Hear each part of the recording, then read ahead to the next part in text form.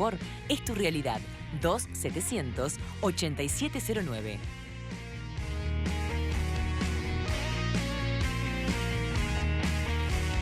Amigos, continuamos. Último tramo de nuestro encuentro con ustedes esta tarde. Bueno, acaban de decirlo.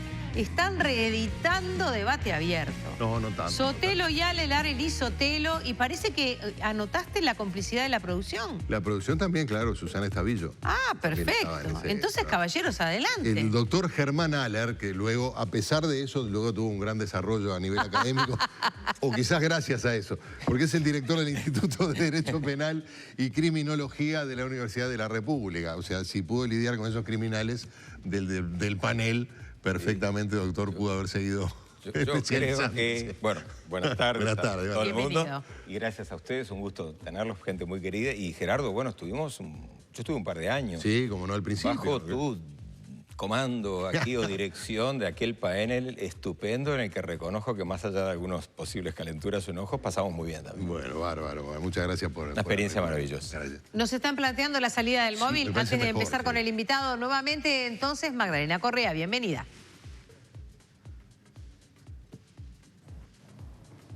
Bueno, Marina y Gerardo, vamos a retomar este contacto. Parte de lo que les había mencionado es que el Instituto Nacional de Alimentación, INDA, perteneciente al MIDES, recortó varios de los planes, y ustedes mencionaban uno de ellos que tiene que ver con las prestaciones que se brindaban a las familias, al igual que leche en polvo, que se reduce únicamente a esos niños que nacieron en la maternidad del Pereira Rosell. Esto quiere decir quienes nacen ya no solo en Montevideo, sino en el resto del país, también no pueden acceder a estas prestaciones. Estamos con las nutricionistas Ana Laura de Luz y Marcela Balaza, que les agradecemos estos minutos. ¿Cuál es la preocupación que hay por parte de los trabajadores, que a ustedes directamente no les afecta, pero sienten cierta responsabilidad como trabajadoras? Buenas tardes. Hola, buenas tardes. Sí, exactamente. Como técnicos y además como trabajadores del instituto, estamos preocupados porque en realidad lo primero que se recorta es un programa que tiene una historia dentro del Instituto Nacional de Alimentación, que es el programa de apoyo a los niños con riesgo nutricional, que además abarcaba embarazadas desde el primer trimestre,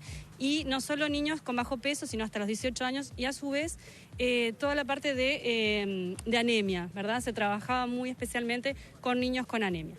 Entonces, por ese tema nosotros estamos preocupados, porque queda esta población descubierta y solo se está apoyando a los niños que nacen en el Pereira Rosell sin una necesidad biológica o focalización por un tema de que estén con bajo peso, sino que a todos se les da, y que en realidad la cobertura es de un 30%, tampoco es que llegue al 100% de los niños nacidos en el Pereira, solo algunos retiran el beneficio. Y está quedando por fuera toda la gente que vive en Artigas, en Rivera, en el interior del país, ¿verdad? Hablamos que pasamos de una población de ¿cuánto a cuánto ahora? ¿De qué cantidad de miles? A febrero de 2018, que es cuando teníamos acceso a las bases de datos, porque se ingresaba por un sistema informático todos los riesgos nutricionales que se captaban, eran 15.000 familias en todo el país. Y ahora pasamos a una población, bueno, en realidad son 7.000 niños que se estima que nacen en el Pereira Rosell, donde, como dice Marcela, no hay una focalización desde el punto de vista, digamos, nutricional.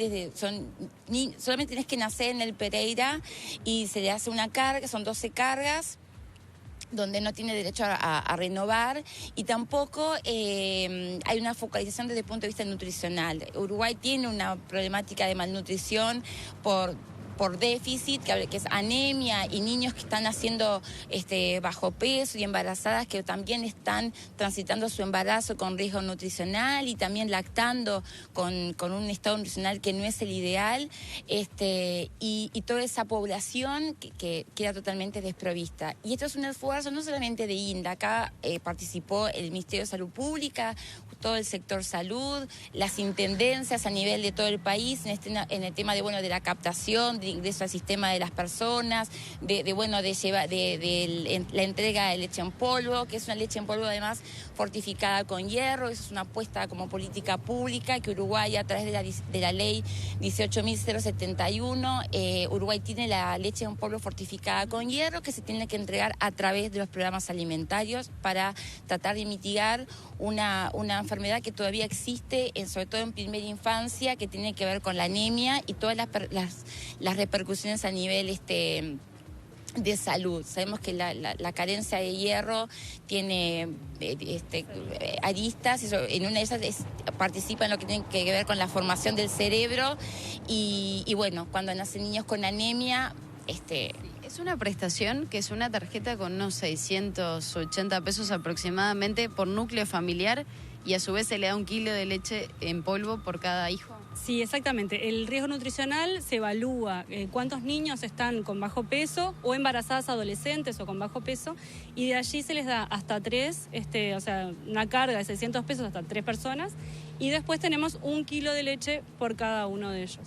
Este es uno de los programas. ¿Cuáles otros son los que se recortan rápidamente? Porque no podemos explayarnos en cada uno de ellos, pero por lo menos, ¿cuáles son algunos de esos planes, además que se ven o cesados o directamente que se les hace un recorte? Hubieron modificaciones importantes con respecto al programa de apoyo a enfermos crónicos, que también es muy sensible porque apoya a toda una población que está padeciendo una enfermedad como oncológicos, diabéticos, celíacos. ¿Sí? Es un grupo importante de población que por su situación de salud está con costos mucho más caros de vida. Entonces era un apoyo, si bien no le solucionábamos la vida, pero ayudamos a la compra de alimentos y de víveres especialmente para esa patología. Ahora, al cambio de las políticas y de la forma de ingresar, va a quedar mucha gente afuera. Todavía tampoco podemos saberlo porque como el sistema cambió y cesó, el impacto lo vamos a ver dentro de unos años. ¿Quienes hacen uso de este tipo de beneficios están al tanto de que ya no los tienen? En realidad, el beneficio, la persona que lo tenía lo va a mantener hasta el vencimiento, que dependiendo del momento en que hizo el trámite puede llegar de aquí a 2 años, pero las personas que ya quieren renovar no pueden hacerlo y creo que todavía no hay información clara de lo que está pasando. Bien, ¿van a tomar algún tipo de medidas como trabajadores? Nosotros estamos dispuestos a tener una comunicación con las autoridades. De hecho, cuando hicimos el comunicado, a los primeros que se le entregó fue al director de INDA, a la ministra, y dejamos claro en el comunicado la voluntad del equipo técnico de INDA de sentarnos a dialogar y a ver cómo se puede llegar a una solución, pensando en esto, en abordar una problemática desde el punto de vista nutricional que sigue presente en el país y que queda gente en situación vulnerable social, pero sobre todo desde el punto de vista biológico. Hablamos de niños, hablamos de niños pequeños, de niños recién nacidos, de embarazadas que quedan sin la prestación. Y además también otro cambio que hubo es el tema de los centros CAIF, que colegas que antes trabajaban abocadas a lo que tiene que ver con la vigilancia del estado nutricional y la educación nutricional, también han sido cesadas de su función o de su vinculación con CAIF y es una pérdida de recursos humanos muy importante. Además quedan muchos 300.000 niños sin el apoyo y sobre todo el acompañamiento nutricional. Ambas, muchísimas gracias por este contacto. Muchas gracias a ustedes. Seguimos con La Tarde en Casa. Bueno, muy bien, acá tenemos al doctor Germán Aller Parini entrando en tema. Hay un debate instalado en la ciudadanía de un tema extremadamente técnico, jurídico o de técnica jurídica, como es un nuevo código del proceso penal. Es algo para jueces, fiscales, abogados, defensores. Claro, eso afecta a la vida de los encausados, de aquel que tenga por distintas circunstancias que enfrentarse a un tribunal penal o un fiscal penal. Pero fundamentalmente porque algunos de los responsables de instrumentarlo están polemizando entre sí, gente de altísima jerarquía, el ministro del Interior, el fiscal de Corte, entre otros, y porque todo esto el ciudadano lo interpreta como que está afectando de alguna manera la seguridad pública. Mejora, no mejora, está la sensación de algo que se ha implementado en los últimos 7, 8 meses, no más, de que ha empeorado la situación. ¿Cómo se ve, en términos generales, y sabiendo que es un tema muy complejo, cómo se ve desde el Instituto de Derecho Penal? Bueno, es un tema sumamente complejo, como tú bien decías, Gerardo.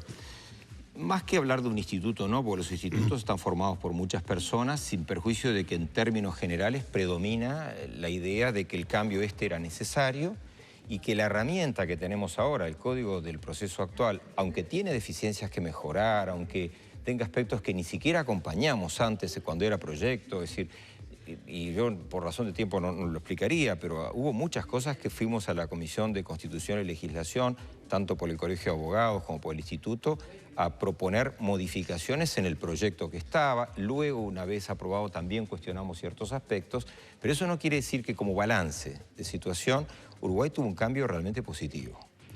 Después vamos a la parte estadística, pero positivo desde el punto jurídico penal. Había que salir de un código de la dictadura. Eso era inequívoco. Y que era representativo de la dictadura, el código del 80. Es decir, no solo es la época o la datación en que se aprobó, sino que instrumentaba en buena medida ese tipo de mecanismos. Decís que se corresponde con una concepción autoritaria. Exactamente. Y teníamos que salir de eso, un proceso en el que el juez era netamente inquisidor, tomando como figura en su origen el sistema de la Inquisición. Uno dice inquisitorial y parece ser solo un sistema procesal. Se lava el nombre. No, digamos las cosas claras. El mismo que investiga termina juzgando. Claro, y termina juzgando e investiga y ya en el camino de la investigación está juzgando.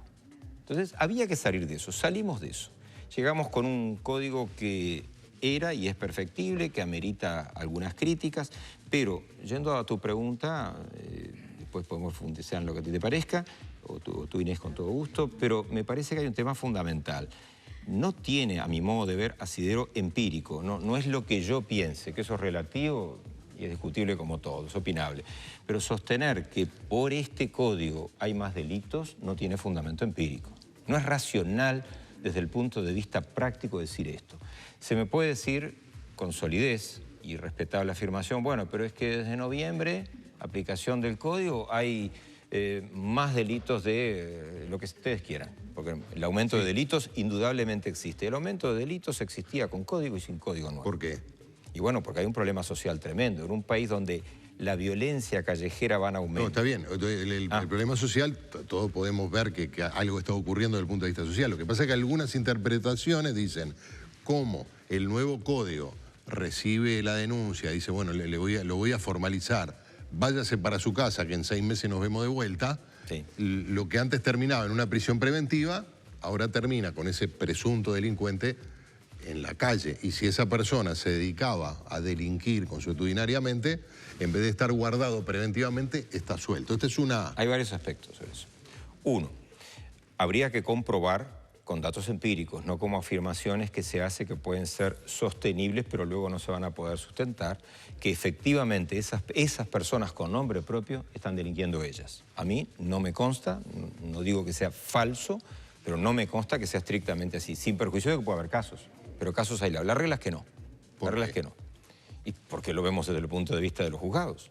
Es decir, no son esas las personas que están volviendo por delitos. Esos van a volver cuando le toque la audiencia del juicio más adelante, porque está sin reclusión. Y no quiero poner nombres propios, pero hay casos más que notorios que están en la palestra pública o lo que sea, de personas formalizadas y que nadie está diciendo que están delinquiendo. Eso como un ejemplo. Pero hay otro aspecto dentro de lo que tú decías, y está muy bien, y hay que hacerse cargo de esas críticas, que se ha incrementado la delincuencia porque esas personas quedan libres y que ha aumentado la criminalidad a partir del código. Hay que tomar en cuenta algo que no es afirmación estrictamente mía, otros colegas lo han expresado.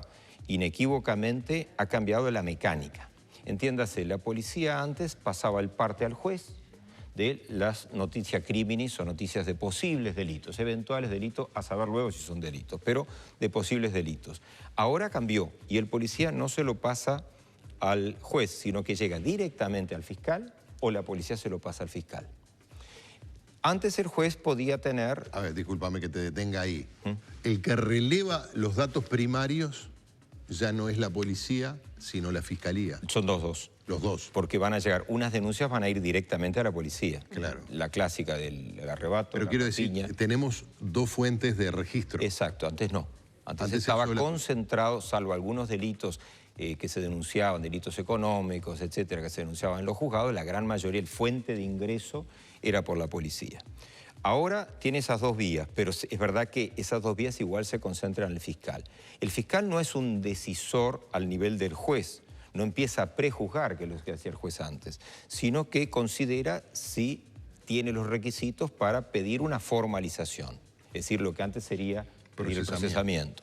Entonces, las causas que va a llegar al fiscal en este sistema, inequívocamente, resulta claro que van a ser muchas más que las que el juez instruía luego, porque el juez ya estaba haciendo una valoración previa. Por lo tanto, ese aumento ya hay que empezar a reducirlo.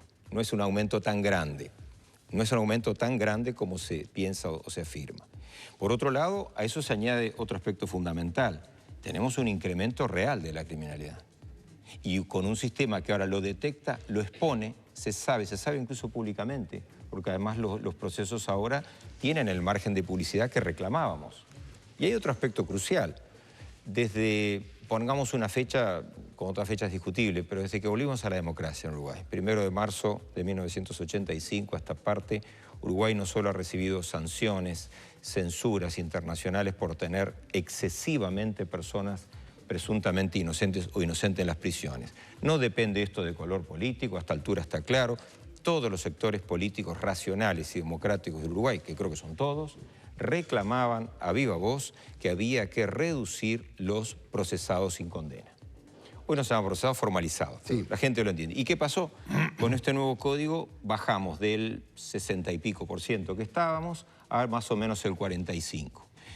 Es tremendo esto, porque produce una alarma brutal en mucha gente. Yo no sé si es la opinión pública o la opinión publicada, pero produce una gran alarma haber bajado, redondeemos, el 20%. No, tendríamos que haber bajado el 40% y estar más o menos en el 20 o el 25% para estar a tiro con cualquier país racional, democrático, que trata de no tener inocentes presos.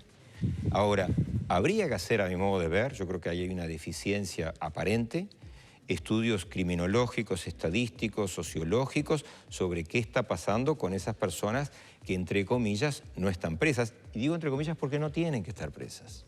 Pero qué está pasando con esas personas. Y yo me atrevo, para no es aventurar, a opinar que en terminal está bien. Pero ahí entra en tensión la garantía del derecho de que no haya un inocente preso con la demanda de seguridad de la gente, que es razonable, es razonable demandar mejor o mayor seguridad. Es razonable. Que tensiona un poco el régimen de garantía. Es razonable y en esa demanda de seguridad estamos todos nosotros. Sí. No somos ajenos, yo no soy ajeno. Claro. Pero, sin perjuicio de ello, primer punto, si nos pasase algo a nosotros. Vamos a dejarlo, ¿te animás a dejarlo para después de la pausa? Yo te obedezco como siempre. Bueno, seguimos. Seguimos en compañía del doctor Germán Ala.